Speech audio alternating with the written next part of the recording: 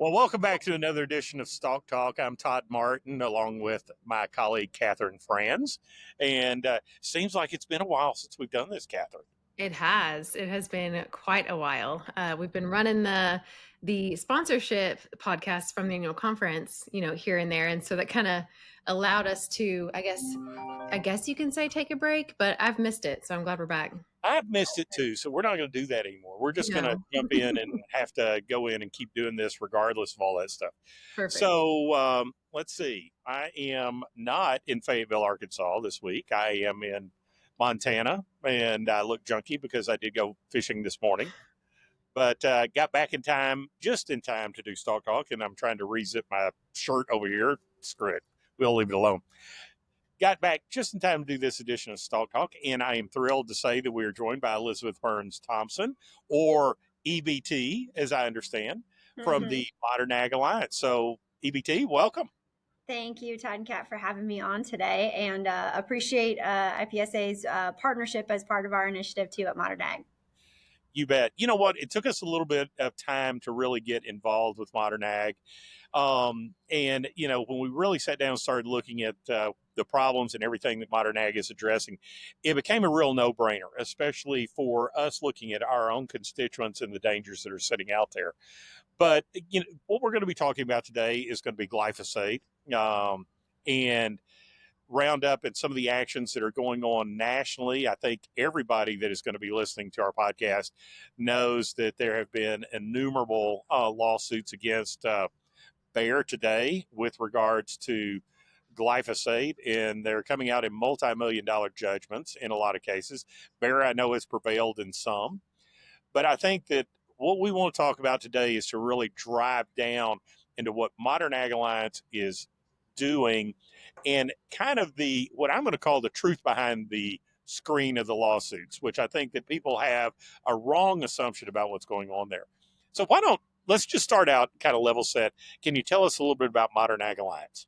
Absolutely. And just probably start not only the organization, but myself, hopefully much like many of the listeners and your members. I too come from, ag background. My family still farms in the eastern part of the state of Iowa. So I am a proud Iowa State Cyclone alumni of the College of Ag, and actually went on and did some work in agricultural law as well. Have spent much of my career doing ag policy for a variety of commodity groups and trade associations. So, it's humbling to me to be able to now lead an organization that works so closely with other trade groups and associations like yours here today. So, I joined the group Modern Ag in January of this year. So we're coming up just on 6 months, and it's been an eventful 6 months, but Modern Ag is a little over a year old as well. So we were formed to really, at our core, proactively begin to play some offense in the space of crop protection tools, right? We saw growing threats, and I say we, agriculture broadly, saw this increasing amount of threats to the availability and continued access to these tools. And when we're talking about tools, obviously these critical chemistries. Glyphosate's on the forefront of so many folks' minds here today. That's what we spend a lot of time talking about. But really what we're working towards is chemistry and company agnostic, right? So the solutions that we are teeing up at the state level, and now working towards some federal activity, which I'm sure we'll talk about here as well, is at its fundamental core, making sure that farmers have access to not only the tools and technologies of today, these critical chemistries, but also that we're setting place, a regulatory environment that is conducive for manufacturers to want to be able to bring forth new tools and new chemistries, right? When we're thinking about what the next generation is going to have in their toolbox, we certainly don't want them to be dealing with less. Well, okay, so let's dive into that, and I really want to start out with the glyphosate piece because it is seemingly at the forefront of this battle, tip of the spear, if you will. But as we look at some of the things going on with Roundup, and I think that I will say we went through a period where seems like there was hardly a week go by that there was not a major story that was national and farm press with regards to another lawsuit against Roundup, another multi-million-dollar judgment. Um, And there were a whole lot of things that, as this first started coming out, I think a lot of people said, okay, so, they found out Roundup's a carcinogen, and now people are getting cancer, and yes, these people need to be protected. I think there was a mindset about like that. But that's just not the truth, is it? I appreciate the opportunity to do some fact checking, Yeah, well, this is what we call in the biz a softball for you. there you go. Yes, and I think I do believe brevity is an art form, but we do need to do a little bit of let's go back in time, and we don't have to go too far back in time to be able to paint a picture of how we got to where we are today. So if you back up about 10 years, we saw a report come out of a sub-agency out of the WHO, the World Health Organization, that deemed glyphosate, amongst a variety of other things, unfortunately, as a possible or probable carcinogen. I think possible is the technical classification they've given. What many people don't realize is that there are relatively nothing that agency has looked at that hasn't been given some level of carcinogenicity classification, right? I truly think that there's like one component piece, and it's the stretchy stuff in our spandex leggings. Thank goodness, because I do wear a handful of those. That was the only thing that they haven't deemed to have some level of carcinogenicity or a potential for cancer causing, right? The unfortunate piece about that, well, there's a number of things, but if you think about what they're putting Roundup alongside or glyphosate, it's things like red meat, hot coffee, working the night shift. The list goes on, right? Things that are not only critical pieces of many of my everyday life and our kind of overall society, but we know can be debunked and have been debunked over that. There's a lot that we could go into talking about the WHO and the wherewithal behind that entity and why the U.S. is no longer part of that organization anymore either. But what that cascaded into, just for the sake of kind of painting the picture of how we got here, is created a movement in places like California and other states that move forward with propositions, specifically Prop 65 is what I'm going to point to out of California, that required labels on products that IARC or these agencies had deemed as probable or possible carcinogens. So that's why on the back of picture frames or certain consumer products, you'll see these little disclaimer labels. That actually was overturned by the Ninth Circuit Court there in the kind of western part of the United States, because they recognized that we have such a robust labeling process and review process by the EPA in this country. So California's attempt to change the labeling of products was actually overturned.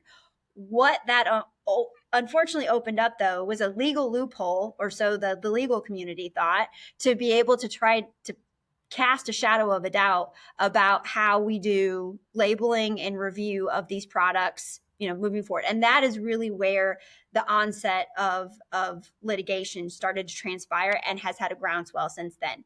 And Todd, you teed it up just right, and we can, not only can we go to law school one-on-one on how we got here, but we can certainly walk through the legal component pieces of this as well and kind of simplify it down.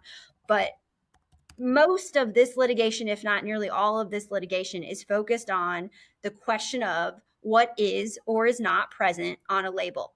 It's not regarding product harm or things like that. It is truly a question of whether or not certain things can or cannot or should not be on a product label. Okay, so let's dive into that just a little bit. What you're saying to me, what I'm hearing you say, and what that means to me is that we have a federal guideline through the EPA. You can love and hate the EPA, and I can tell you at different times I've always hated the EPA, so I can't say I actually loved them occasionally. No, I've always pretty much been at odds with the EPA, but regardless of that, there is a robust situation with regards to labeling and testing that has to go through. So the EPA says this is what has to be on the label. It does not include anything from a carcinogenic property because, in Roundup's case, because testing has shown conclusively, it's not carcinogenic. I do have to say, so that's one aspect. And then we have court cases that are legitimately saying, oh, no, that's not right. They should have warned people that it's cancer causing. Absolutely. And I think we've probably teed up what is if there's one thing that folks can take away from this session, this is the one thing I want them to remember, which is agriculture as a whole right now sits between what I would call a rock and a hard place, or an untenable situation, however you want to tee it up. On one side of the coin, you have the legal industry, the legal community, trial lawyers and Block that have said, we are going to continue to sue you until you add disclaimers or additional component pieces to your label. On the other side of that coin, or the rock/hard place, you have the regulator, and I happen to have that handy, so I'll just read it word for word, that says the EPA will no longer approve product labels claiming glyphosate is known to cause cancer. It's a false claim that does not meet the labeling requirements of FIFRA, which is our guiding principle. There is not a position. So basically, there is not a way in which manufacturers can move forward. If they label it, the EPA says they could be deemed misbranded and that product is pulled from the shelves, or they acquiesce to litigation moving forward. So at the end of the day, what we are working Truly on a rock and is hard place. The EPA says one thing, you have to do this, and the people are suing you on the other side saying you have to do this, and you can't do either. It is the epitome, like I said, that I have found of rock and hard place, which is why I think you've seen such a groundswell of interest from, the ag industry broadly, right? We're talking coast to coast. Every commodity that I know of is involved in these conversations, in part because, like we talked about before, it's glyphosate today. Just because it's one component or one chemistry, they're setting up what we think could be very much a bellwether for what every other chemistry that's on the market today, and or anything that's moving through the R&D pipeline, stands to face. And you're talking about, big dollars and big amount of time for a product to come from an idea in a lab to a product on a shelf. Well, but most people that know me know that I came up in the industry through Ciba-Geigy and spent 25 years at Syngenta through its legacy companies before coming over to work with IPSA 10 years ago. So long history with regards to crop protection products. And in particular, I was very fortunate to see the rise of biotechnology in that entire revolution, and the way that Roundup Ready and BT basically changed the way that things are done, and the benefits that farmers directly derive from them, out of that, from regaining lives to, ease of use to all kinds of stuff. So when I look at that, one of the things that we used to say, and, was that, look, because at one time at the merger of Novartis and Zeneca that formed Syngenta, we started selling a couple of different glyphosate brands ourselves. And glyphosate is a salt. It's it's a salt like table salt. You use table salt in excess, it's not good for you. You use glyphosate in excess, it's not good. But it's a salt, it's safe. And, by and large, that's the mindset that I have come up through. And I still embrace that mindset, that I believe inherently that it is a safe product. I use it around my home. I use it smartly, although I have been known to, spray errant grass in flip flops and short pants. But I guess there are two things that come into me. One, I do believe it's safe, and I do believe that you should use it properly. Two, the real concern that I have is the community that would be at risk if it were not safe should be the agriculture community. And I seem to recall not seeing any farmers suing Bayer, or having, most of the people I see that are in these lawsuits and litigation are non-agriculture people. And I will tell you, not being an employee for any one of the manufacturers, I can't speak to the specifics of the lawsuits in bulk, but I do understand that anecdotally a larger block of the plaintiffs that have brought these types of cases are coming from the home and garden sector or landscaping sector than what you're seeing come from the agricultural sector. So there is some truth to kind of where most of this is coming from, yes. But at the end of the day, you're right. We have to have, some trust in science. We have to have some trust in a process. And I agree with you. I've spent many years in the ag industry, and more often than not, the agencies and block have been challenging. Be it, name your issue of the day. We've had challenges with agencies or the understanding of how production ag works. But generally, it's because they're so rigorous. And in this case, the rigor of scientific analysis that goes into product registration, which is the process that a chemistry goes through before it can come to market. We're not talking about a matter of days or months. We're talking about years, if not decades. I think the average that we've looked at over time is that it's about a $300 million investment of company resources, right, to bring a product or a new product through a registration process, as well as like between 10 to 12 years. And that's just amazing, and that comes, I would say, slows down significant, if not to a screeching halt, if we also then have to tack on 10-20 billion dollars of legal challenges after the fact when you successfully bring a product through those review process, and then also successfully re-register it over and over and over again. Mm-hmm. No, and look, 100% understand that piece of it. I immediately think about an old Ciba-Geigy product, atrazine, that's been on the market, since the 40s, and it's been, I mean, prior to biotechnology coming in and Roundup Ready becoming the predominant technology, in the row crop area, atrazine was the heaviest used, chemical out there. And of course, for years, part of Ciba-Geigy, then Novartis and Syngenta's policy has been groundwater monitoring through atrazine, and in that. And yet, with this type of approach on crop protection chemicals, as long as glyphosate has been out there and been studied, I mean, all of a sudden, what's the next step, as you said, of products that are going to be attacked? What's Absolutely. the next thing that somebody's going to say, oh, I used this and this happened? So to me, it becomes, initially, this is a Roundup focus piece, but like you said in the very beginning, EBT, this also is going to widely impact everybody else, not just from new chemistries, but from old standby chemistries that we've had literal decades of use that we could also lose as tools for farming. Absolutely. And like I mentioned before, I think, like I said, our members, yourself and others definitely see this as, call it a playbook or a bellwether of what every other chemistry has to, stands to face. Not only those ones that have been on the market since, our parents were farming, but anything that's new in the R&D pipeline right now, I think is seeing an extremely uphill battle based on the landscape, which is unfortunate too, because we live in an environment where technology and innovation is what we're fostering, right? We're looking at how do we bring even more manufacturing into this country, and innovation and efficiencies, and one could argue that the legal dynamic that we have right now is not only, stifling it is an understatement. It's cutting it off at the knees.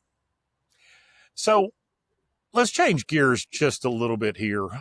And what can we do?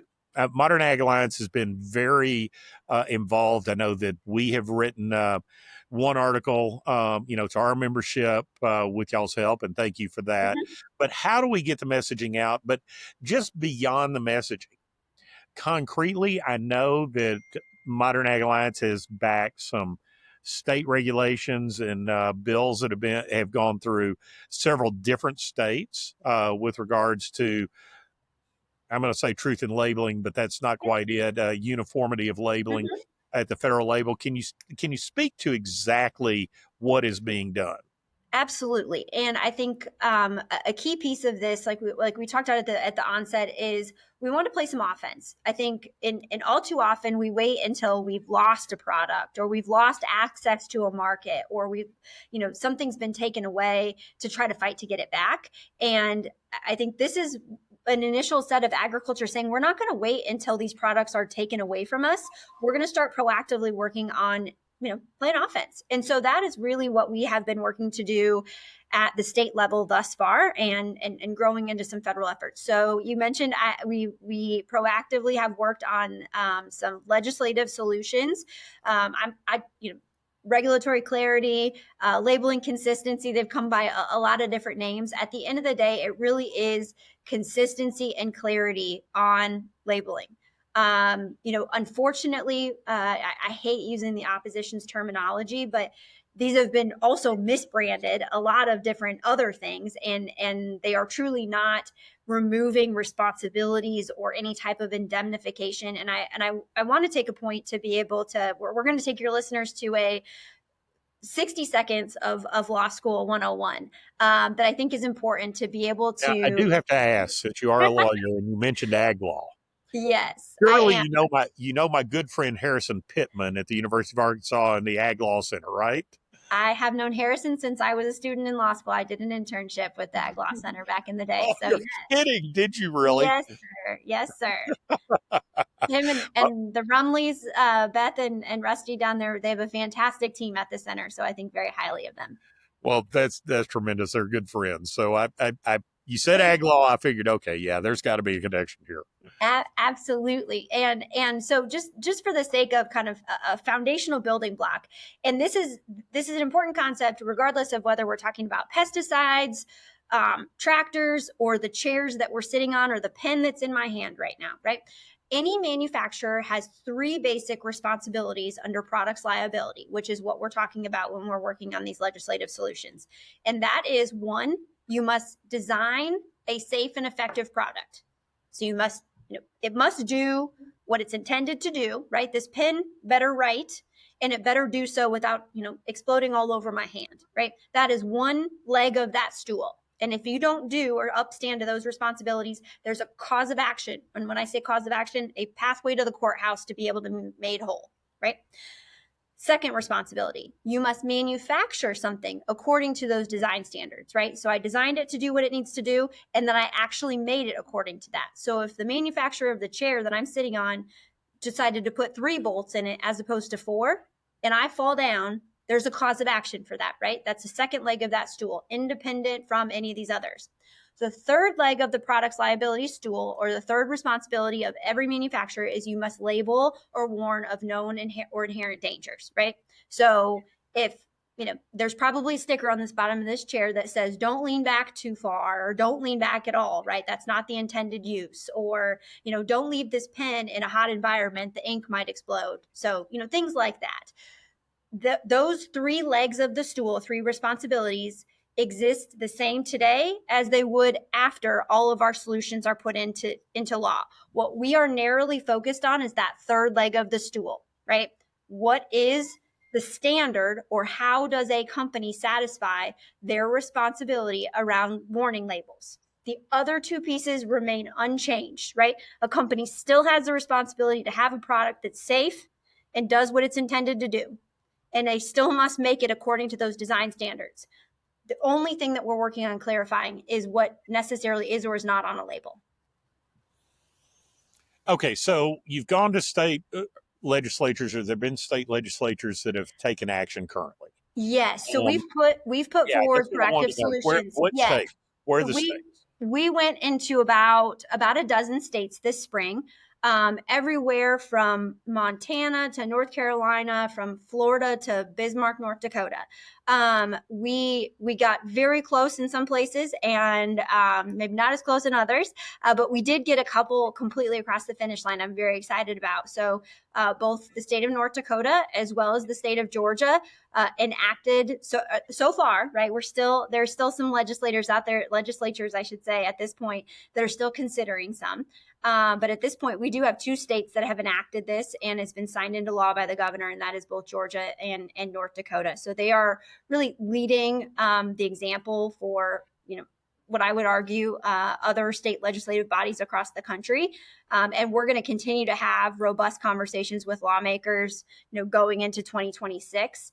Additionally, what I think is an important kind of complementary effort both this summer and fall, as well, is that taking this and having similar conversations with Congress, because there was also, when I say Congress, U.S. Congress, obviously, a ag labeling uniformity act that was introduced in the last Congress that we understand has a lot of interest, bipartisan interest, yet again, to be reintroduced in this Congress. It was actually part of the House Farm Bill the last cycle. We know that we are still in this Groundhog Day of Farm Bill conversations. So Yeah, we I are. have I have no idea as to whether or not we see a Farm Bill this year.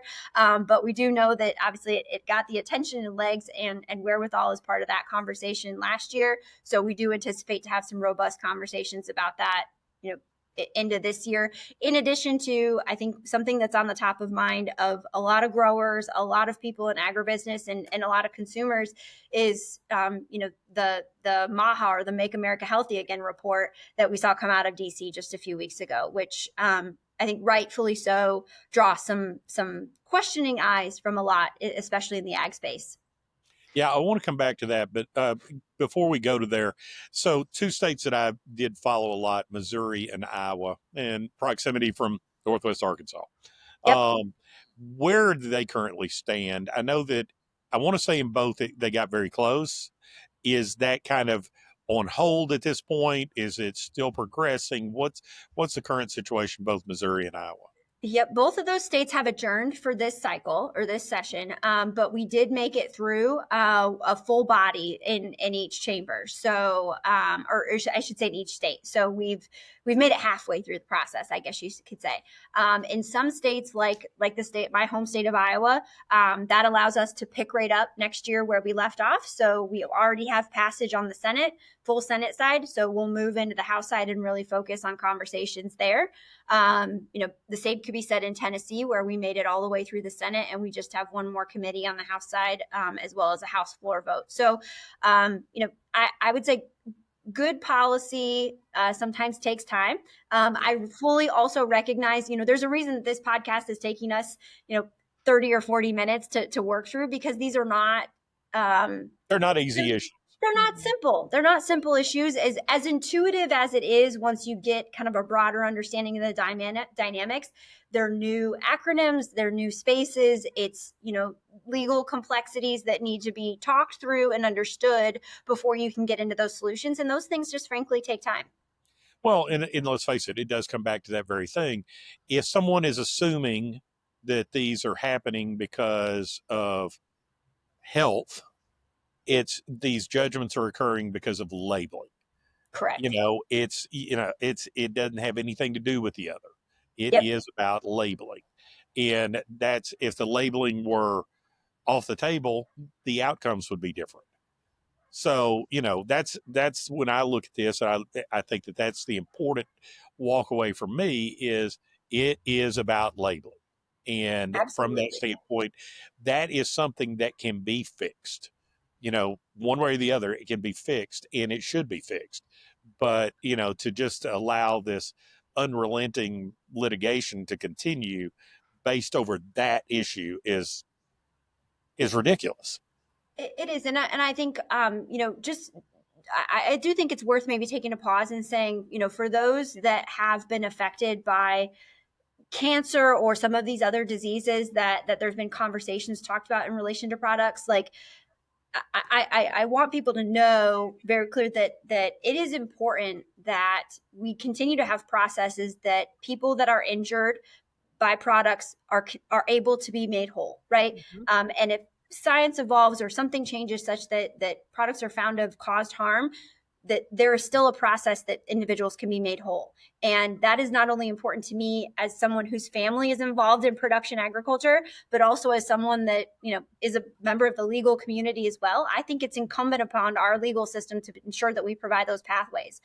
But I also understand that the solutions that we are working on still preserve those. It also just is ensuring that we're providing the clarity and consistency that manufacturers deserve, that retailers deserve, that agriculture deserves, and frankly, that consumers deserve. Because consistency around labeling, health and safety or the provisions of a label, whether you're in Montana or, Arkansas or Maine, right, that necessarily should be consistent, because health and safety doesn't know time zones. It doesn't know state lines. It doesn't know commodities, right? Like, a product is safe or it's not, and the component pieces on warnings necessarily should be consistent. And that's what we're working towards. Well, and I very much appreciate you saying that, because I totally agree. I'm a cancer survivor myself, from 11 years ago. So I'm very happy that I'm cancer free today. But, so those remedies need to be there. But I think that it is the situation that, okay, if that is the situation, yes, people need to be taken care of. This is just not that situation. I think one of the things that, I came to that I wanted to talk to, and this is a little bit of the transition, right before we go to the Maha report. I've heard this a couple of different times, and I think, just bluntly to say it, is there are people out there that are, I have heard, relate this issue to big tobacco. And what I mean by that is, let's face it, when the tobacco litigations came out, there were smoking guns in tobacco, where obviously big tobacco knew that, tobacco caused cancer and cigarettes were bad, and kind of hid that from the public. This is not that. I mean, No, this is not that situation or anything similar. There is nothing like that that's in existence. Glyphosate has been studied and studied and studied. And yes, there's one thing from an international body that out there that says, okay, we think it could cause, that's one study against thousands, literally, that would proclaim the opposite. Is that an accurate statement? Yes, and I'd say not only thousands of studies, thousands of both independent studies, right? We're not talking about just company-based research. We're talking about independent entities that have looked at this product. And it's not just in recent years. These products are re-registered, at least in the United States, at least every 15 years. I'm going to say it again, at least, because in many cases, the EPA is looking at them even far more, on a shorter time period, I should say, than every 15 years. And also, this is, in the case of glyphosate, something that's used around the world and has uniformly been registered under the dynamics and regulatory schemes that have different thresholds and standards than we even have in the US too, right? And that's something that they continue to recognize, not only the safety of, the efficacy of, but the importance of to production agriculture, right? And we have data points to be able to showcase, just how impactful this is to, the American food supply, our fuel supply, we have been blessed in this country to be able to have the tools and resources to ensure that people can put food on the table and fuel in their tank and fiber on their backs, right, in a fashion that doesn't break us. So we want to be able to do that moving forward. And that is incumbent upon having tools like glyphosate. The other piece that I think it shocks me that this doesn't get more attention is that we've also driven to not only doing a lot with a little, but how do we do so that we're preserving, our natural resources? So that whole conversation around conservation, we don't have no-till without tools like glyphosate and other chemistries, right? That has unlocked the ability for the American farmer to do even more, if not exponentially more, in the space of conservation. And I think people just unfortunately, are not connecting the dots on those two things. No, agreed. Totally agree.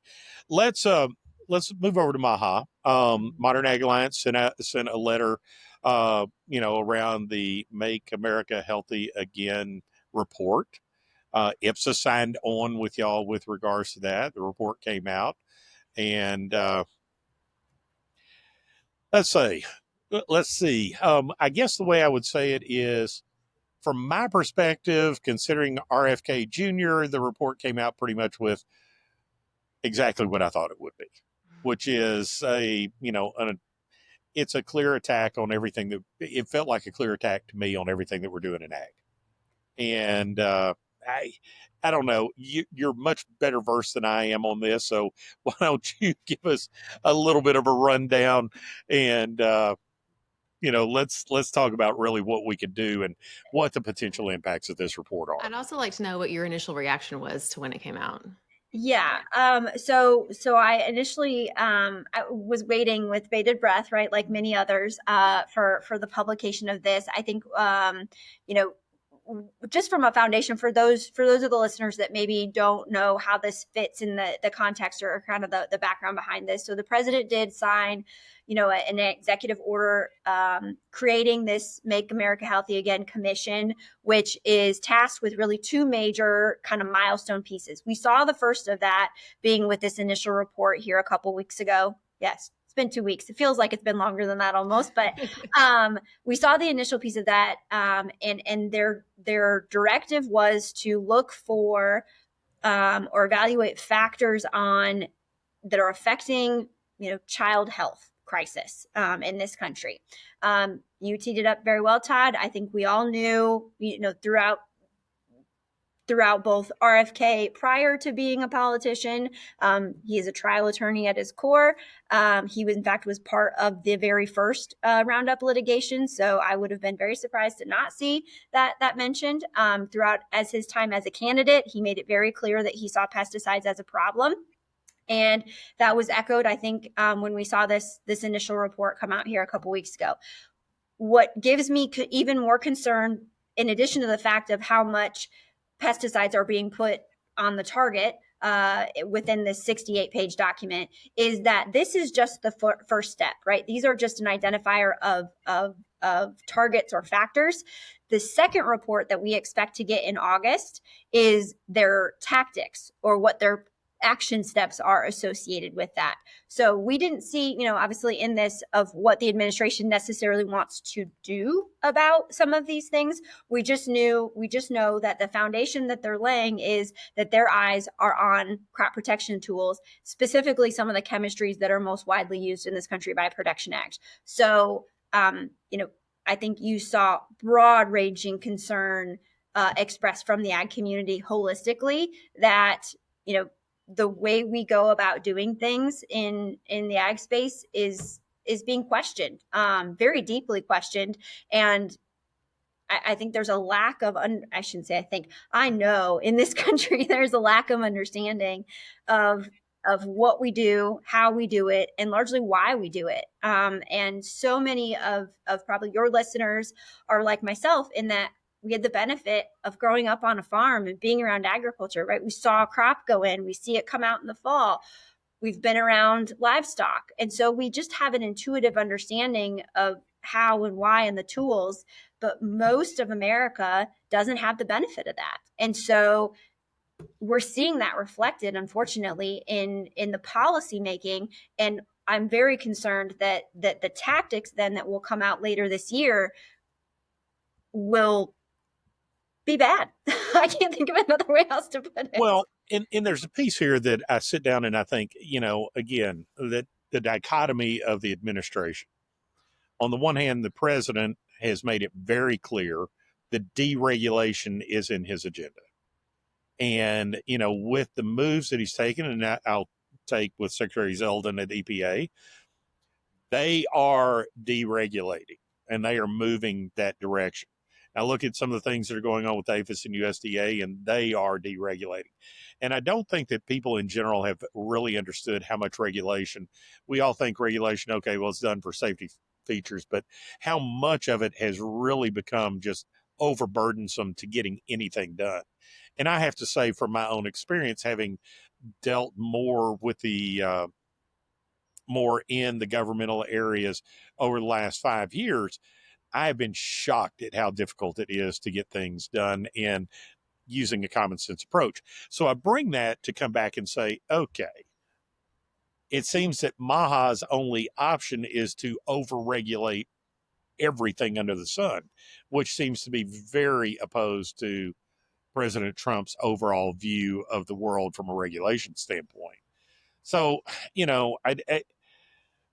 I take some solace in that and some comfort to say that, yeah, this is going to be a real uphill battle for RFK Jr. and his whole approach.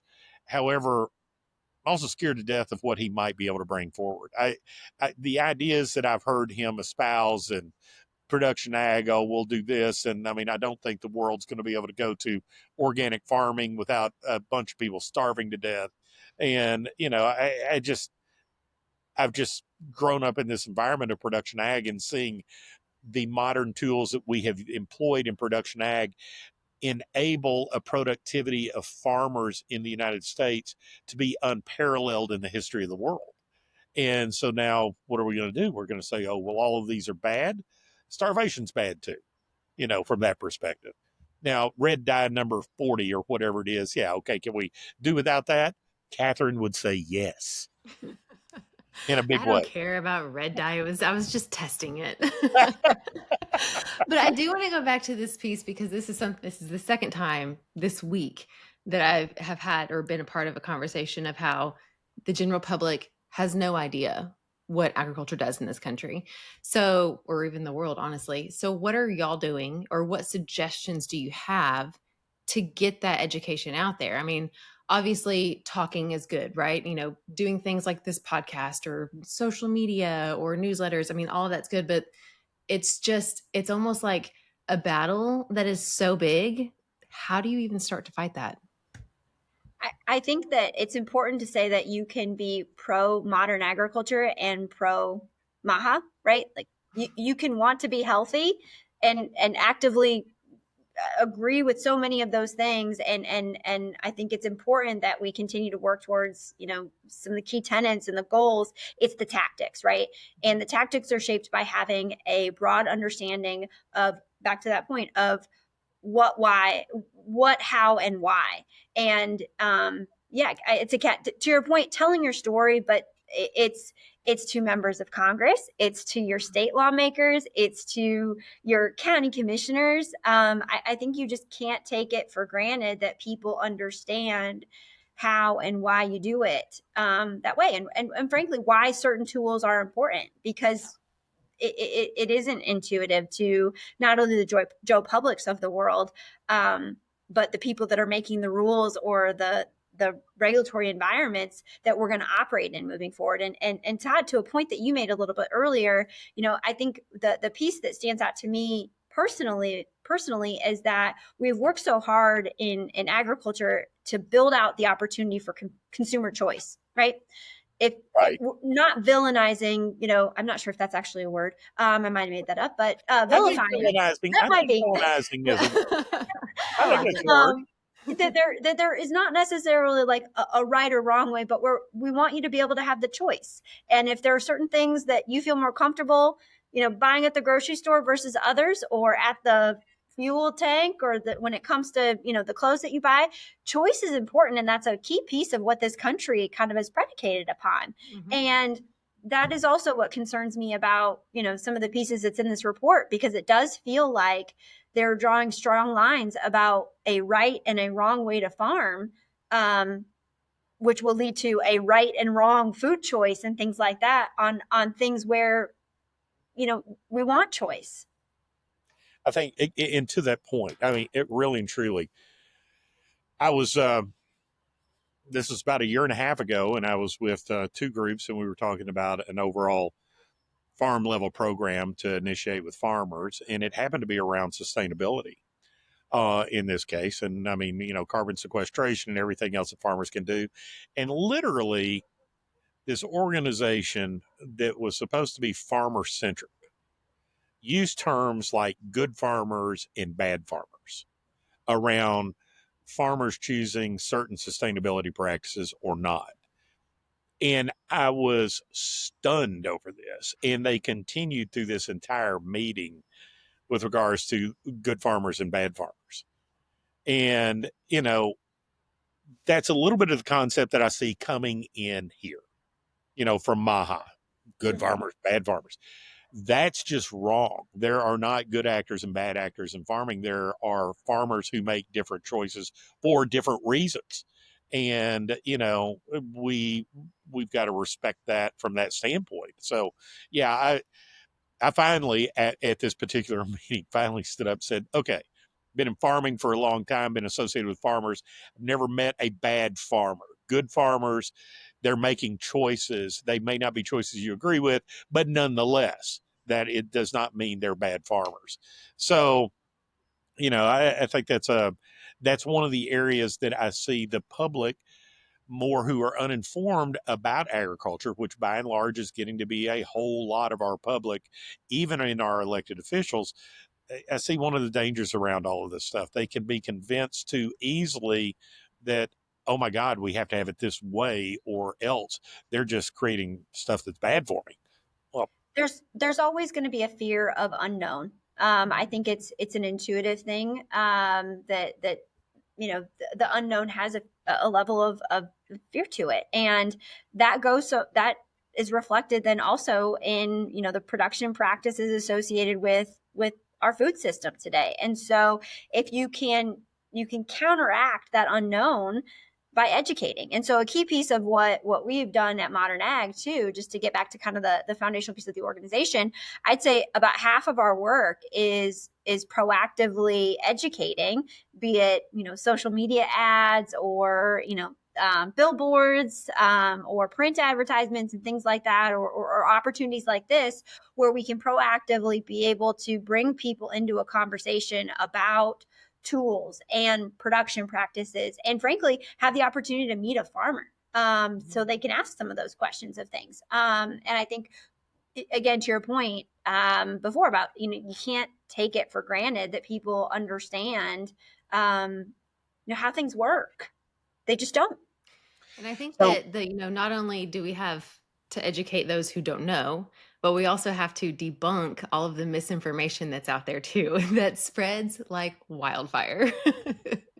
Yes, absolutely. And something I want to lead to this, so it doesn't feel, there is a true sense of urgency around these, right? We're talking about, making sure you're having conversations and telling your story, which is something I've been in this industry for, almost 15 years. Like, we've been talking about that since I was in college, right? Tell your story, go out and, I remember getting farmers' Twitter accounts and Facebook pages back in the day, right? So that we could try to start connecting them with the public more.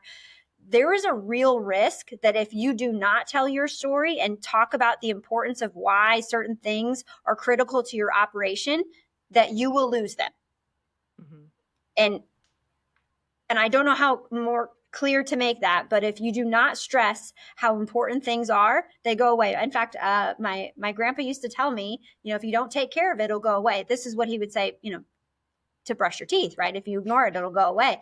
I think the same could be said about, tools or tactics or things like that. If you ignore stressing the importance and communicating about how tools are effective and important to your operation, they will go away. So for our listeners, if they had to do one thing to help share their story, what would you suggest that they do? Develop relationships with their elected officials. Okay.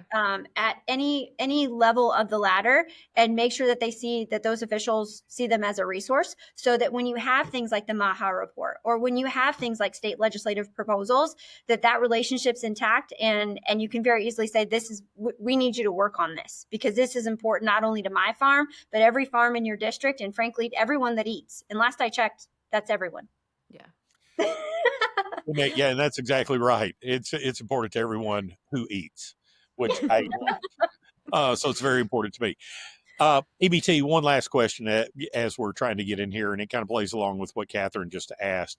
So IPSA's got a lot of independent seed companies that are our members, and we're proud to support Modern Ag Alliance. What about our individual member companies beyond the relationships with their state legislatures, their federal legislators that a lot of them have? What can they do in the community? How can they lean into communications with Modern Ag Alliance? How can we fit some things together there? Sure. So we have a wealth of resources on our website. So those encourage folks to download our fact sheets, incorporate them into things that you're working on, or frankly, invite us out to participate in some of your events too. I love going out and seeing the countryside, meeting with folks, and being able to kind of talk through what we talked through here today. we can do it in less than an hour, I promise. Even though we might not approve that here this afternoon, but kind of draw attention to what is happening in state capitals and our nation's capital, and how and why their voice is important, be it on the production kind of farmer side of the aisle, the retailer side of the aisle, the agribusiness side of the aisle. I mean, every voice in this process matters. Well, on that note, and I think that we'll have to carry that message forward and continue to talk with you some more about that. EBT, Elizabeth Burns-Thompson from Modern Ag Alliance, thank you for joining us on StalkTalk. Catherine, it's good to be back doing this, so we'll have to do it again here in a couple of weeks. Yeah. Okay. Well, thanks. Oh, you got to do the other thing, Catherine. Oh, yes. I always forget. Don't forget to like, subscribe, and share so other people can hear the information as well. Okay. Well, we'll see you next time. Thank you. Don't hang up quite yet.